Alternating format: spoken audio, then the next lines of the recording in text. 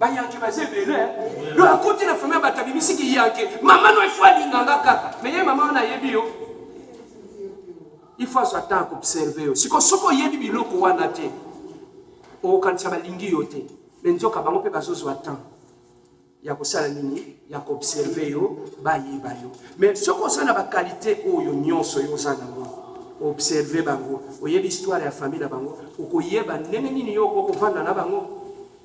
Okomona libala no ekozala. Oyebi soko récit ko s'intégrer na belle famille na yo. Libala no pe vandi kimia.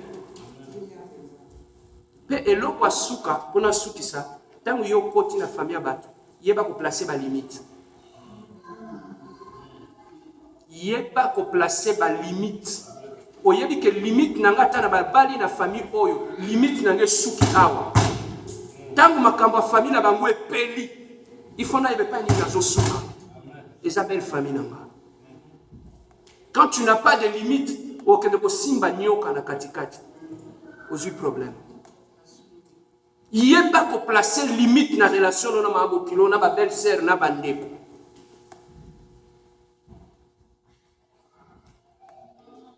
Et pour terminer, placer toute ton énergie à observer la belle famille. Mais le rêve que bandeko na biso minga basi basalaka, on a énergie na observer belle famille, a plus énergie wana na koluka ko jouer de tout de charme pour na koluka ko séduire bango.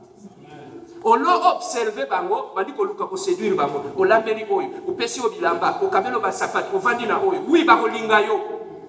Yo yebi bango te. Malgré o kabela bango, mais on va avoir un problème na yo. Pourquoi? Parce qu'il y a des bangotés. Donc, l'ongola no biloko wana ya ko jouer jeu ya ko séduire bango. Sois toi-même, sois naturel. Amen. Ils vont t'aimer tel que tu es. Tala biloko to sulisi na biso. Tala biloko yo. Biso ba papa. Na ko vansa moi na ngazo ki ndokubala na pese toli. Tala biloko ko lakse yango. Mais ba papa na salle bazati. To tikela mokumba on n'est pas ba maman. Babiloko yo toko lakisa bana na biso tango bazokende libala tala place yo zokende tala betako il faut qu'on traverser. Voilà, nous avons fini. Est-ce qu'il y a peut-être deux questions? S'il y a une ou deux questions comme ça aussi ça na biso.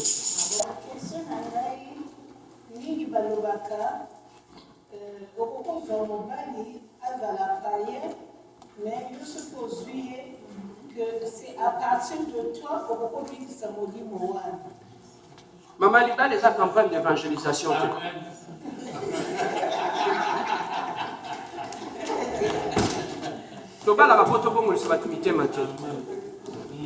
Donc, Nzamba Salobi, rapport entre le jour et la nuit exact. Et donc, campagne, la campagne d'évangélisation du Banda. Bon, ce qui nous a battu, c'est que Moutouana a repris la motema dans 30 ans. Je donne un exemple. Nzambenda décide, le sali est à peine. Nzambenda, il appelle au sali. Tant que Nzambe a béni dans Moutouana, il y a béni sans Nzambe Moutouana. Ce qui nous a battu, Moutouana a repris la motema dans 30 ans. Et que cet homme, il est païen et il est violent. Ah, mais il faut bien tout le monde a motema. Tiens, Robomayo, a bon moli fait motema te. Allez, tant que yo koufi na simaya bon moli motema. Ya que là yo qu'elle fait.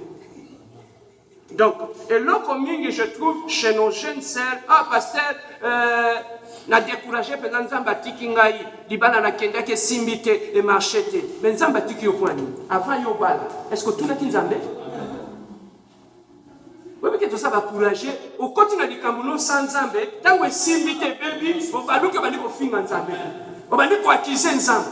Le principe est bon. Avant, il y a le bito bala chrétien. Tant qu'il y a la païen, là c'est mon colobanzam, donc maman liba les campagne d'évangélisation, liba les liba là, toko tarapoto fondé famille, togo tabana tokende liboso. Amen. Une autre question.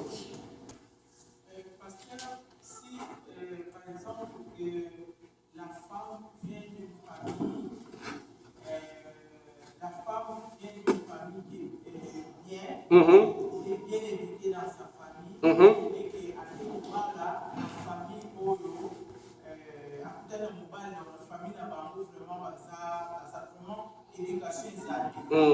Maintenant, la femme maintenant a s'intégré dans la famille parce que à mon différence, il y a là où elle vient, là ici maintenant, la belle famille maintenant, on commence à traiter la fille d'orgueilleuse, d'orteille, tout ça. Bon, maintenant, qu'est-ce que la fille va faire? Est-ce qu'il va s'intégrer?